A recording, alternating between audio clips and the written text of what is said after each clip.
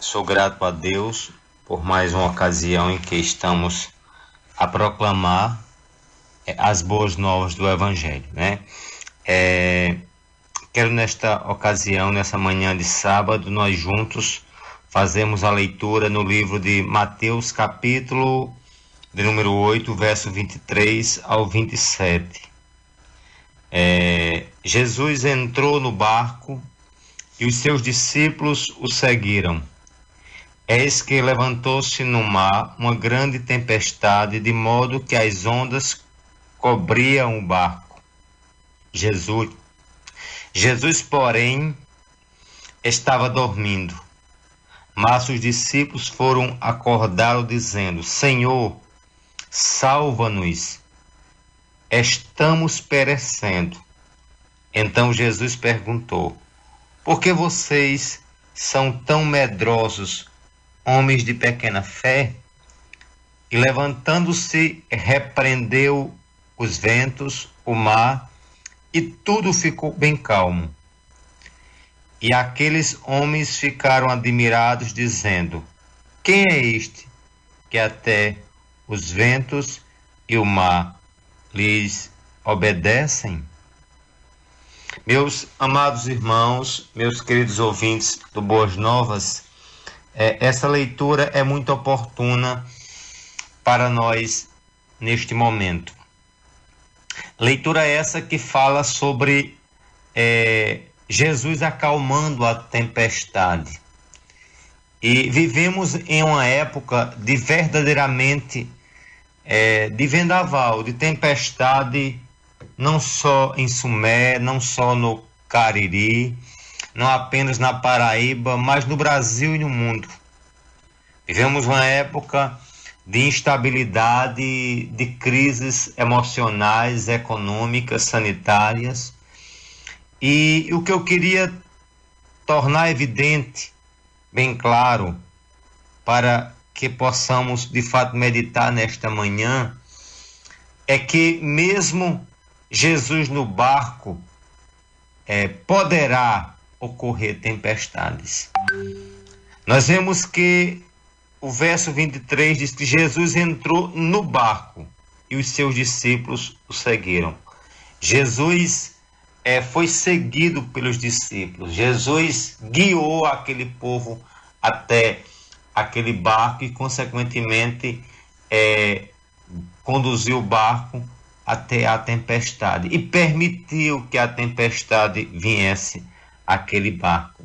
E é justamente isso que, em dado momento, vem sobre as nossas vidas os questionamentos: por que Jesus permite a tempestade, mesmo ele estando no barco, né? Jesus, em nenhum momento, ele nos livra, na verdade, da tempestade, mas ele nos livra na tempestade. Ele não nos livra da aflição, mas no meio da aflição. E é justamente isso que eu quero que nós possamos absorver nesta manhã. Que Jesus entrou no barco, diz o verso 23, e que os discípulos o seguiram, né? E no meio, na disposição da gente dizer: não, olha, se Jesus está no barco, se eu estou seguindo a Jesus, vai ser só bonança, vai ser sem turbulência a minha caminhada sobre esta terra, vai ser sem enfrentamento, mas não é isso que Jesus nos garante. Ele diz: no mundo tereis aflições, mas tende bom ânimo, eu venci. Ele em nenhum momento garantiu para os seus seguidores isenção de problemas, que a caminhada seria isento de dificuldades. Mas ele garantiu que haveria dificuldade, mas que no meio da dificuldade haveria de ter triunfo. Portanto, o verso 24 diz: eis que levantou-se no mar uma grande tempestade, de modo que as ondas cobriam o barco. Atente para isso, olha. O barco era tão pequeno que parecia que iria sucumbir, queria ser tragado pela imensidão, a densidade, a grandiosidade da tempestade.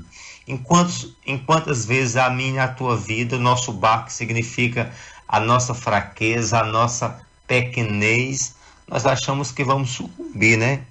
Nós temos a perspectiva e a percepção de que o mar infinitamente é maior do que nosso próprio poder de reação. E eu diria a você que, de fato, os problemas são infinitamente maiores do que a capacidade minha e sua de superar. Mas quem está no comando aqui não sou eu nem você, mas é o Senhor que me fez, te fez e fez o mar e qualquer outra coisa. Portanto, lembre-se aqui da comparação entre a grandiosidade da tempestade e a pequenez do barco. O barco significa a minha e a tua vida, a grandiosidade do mar e da tempestade são as lutas, mas maiores do que as lutas é o Senhor que construiu, que arquitetou, que produziu o mar. Maior do que, de fato, qualquer outra coisa é o Senhor. E é sobre isso que a gente tem que fincar o nosso pensamento. As coisas fogem do meio do teu controle, mas jamais fugirá dos controles do Senhor. O Senhor está no comando, Ele é o Senhor soberano, Ele é o Senhor único, Ele é o Deus que tem em suas mãos total poder. Amém, meus queridos? E aí a gente vê Jesus entrando no barco, a gente vê a grande tempestade frente à pequenez do barco, e a gente vê Jesus, de certa forma, inerte, parado, né? Paralisado, dormindo, numa posição de, como é que diz, de parcialidade. E diz o texto, verso 25, diante da catástrofe, os discípulos, na verdade, diz o verso 24 e 25, eis que levantou-se uma grande tempestade, de modo que as ondas cobriam o barco, mas Jesus, porém, estava dormindo. E quantas vezes, diante das tempestades, nós temos a sensação que Deus não está agindo, que o Senhor está dormindo. Mas diz a palavra de Deus que o guarda de Israel não dorme. Aqui estava Jesus humanamente dormindo, mas divinamente ele sempre é atento. O Senhor do universo, ele jamais dormita, ele jamais cochila, ele jamais perde a sua supremacia, jamais nada foge do seu controle. E aqui o dormir aqui, meu amado, é a sensação que eu e você, em dado momento, nós temos, e achando nós que Jesus está dormindo diante da situação. Mas nunca esqueça que ele não dorme. Disse e reitero, quem estava dormindo aqui era o Jesus carne, homem, na forma humana, mas o Jesus divino, o Jesus soberano, o Jesus filho do Deus Altíssimo, jamais dormirá. E aí nada foge do seu controle, mesmo que tudo esteja fora dos meus padrões, dos meus controles, do teu controle, mas tudo está dentro do controle da soberana mão do Senhor nosso Deus. E aí, meus amados, o verso 25, os discípulos foram acordá-lo dizendo, Senhor, salva-nos, estamos perecendo. A sensação, né, de que está perecendo, de que o mundo está se acabando, que nada terá realmente perspectiva de esperança. Então Jesus perguntou, por que vocês estão medrosos, homens de pequena fé?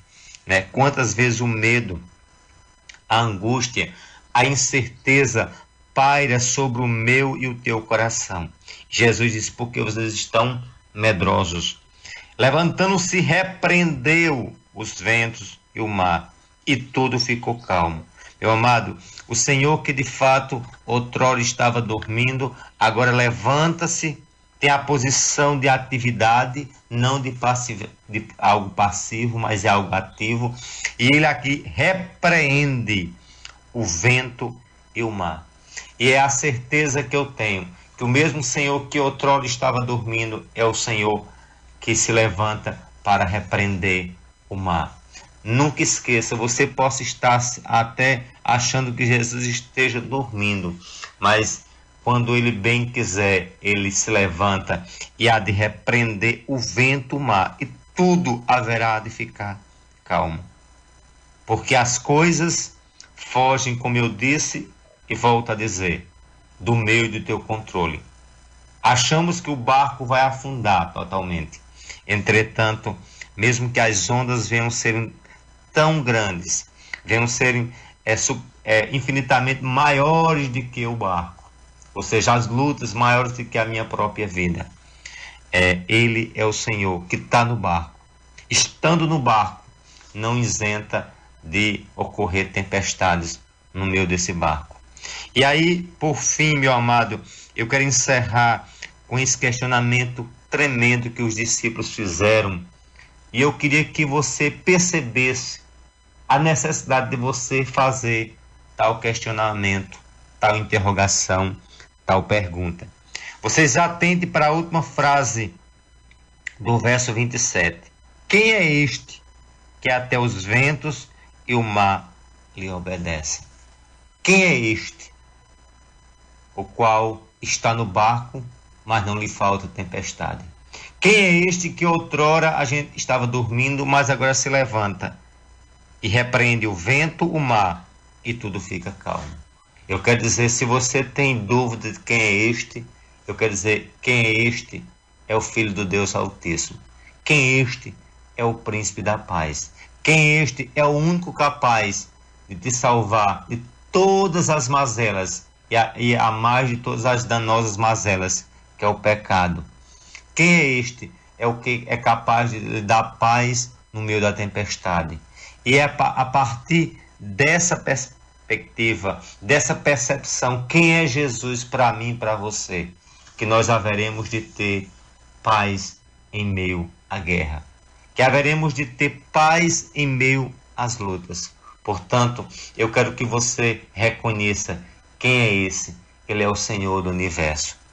É o Senhor que tem controle de tudo, da minha e da tua vida. Portanto, descanse. Portanto, verdadeiramente descanse.